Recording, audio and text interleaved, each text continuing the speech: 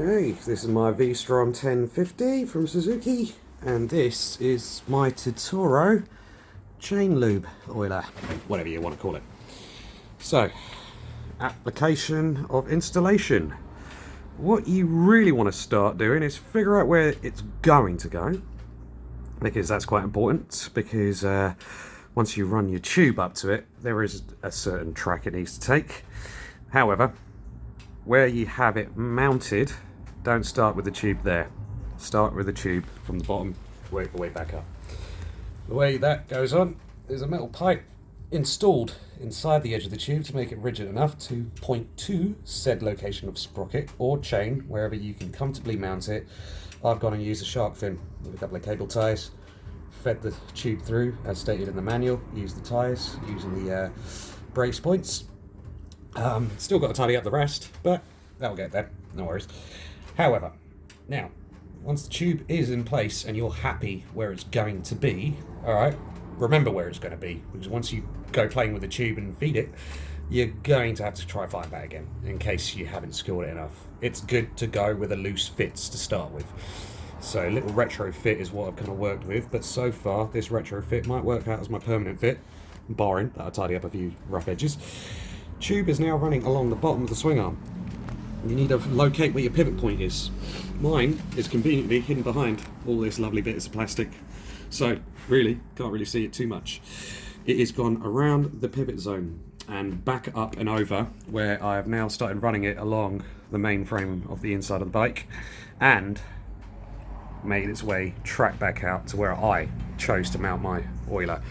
Try to go unobtrusively as possible. I actually decided to use the pannier bracket, as footrest was a bit congested by this point thanks to said pannier bracket. Tube fed into Scott oiler. Great. Then you're going to install the tube at the bottom of the point, tighten the sprocket, the oiler, and then fill up with oil.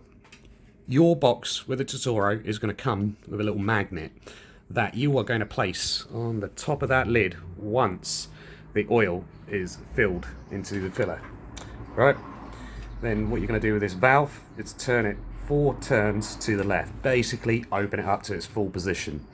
There will be no oil coming at this point until you put that magnet on the top, which is going to spring up the weight on the inside, which is then going to create the vibration pressure to allow the tube to feed with oil. What that's going to look like, really cool. First of all, you've got a clear tube. Then you're going to see this little turquoise blue fluid gradually work its way down to the bottom part. This could take a couple of minutes. I took a cigarette break at the time while it was doing said. Then, what will eventually happen, you're going to start seeing oil drip from the edge of the spout, start dripping in a continuous flow over to the chain. That is when you can remove the magnet from the top. Then the flow of oil will stop. After that, go back to tightening this to its full lock position, back to a clockwise turn until the oranges line up, and that is now in its fully tight position. Further on from there, depending on the climate you're riding in, you will then decide to either turn it half a turn open. Hence, in a warm weather, oil's going to run thinner. So that little half a turn is going to be potentially adequate for enough drip to start going onto the chain. Colder weather, you will turn it 1 turn and a half. So that's 1 turn complete and another half turn. Careful about that one. I just rode out today, this morning. It wasn't too cold. It was pretty misty, pretty foggy. I think we were looking at barely 10 degrees. I didn't leave it that far open. Actually, what I did, I closed it. I worked my way back before even my first ride with it, because I knew from the other YouTube videos that was too much. So effectively, I found myself going about, not even a full turn, probably about 3/4 of a turn. That's where I started.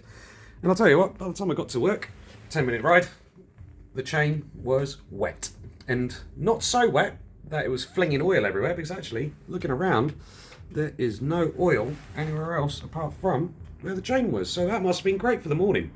Now it warmed up a little bit, middle of October, hot weather somehow.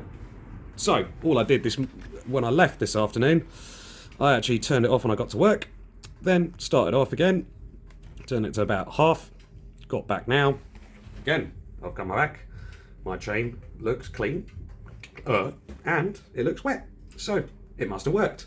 Oh, that I had enough residual oil from this morning, and that was still good to carry me through the day, despite not having a full flow. So I'm going to play with that a little bit as the days and weeks go. Work out where I need to have my sweet spot. Write it down somewhere if I can remember it. And just keep checking back on it, making sure it's not splattering everywhere. Check that oil level once in a while, see if it's actually getting anywhere, which I'm sure it is, as long as it's not going down rapidly quick, which is when you prime it, that it does.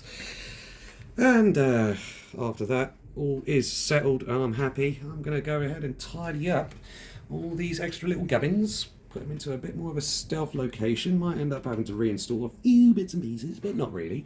And there you go.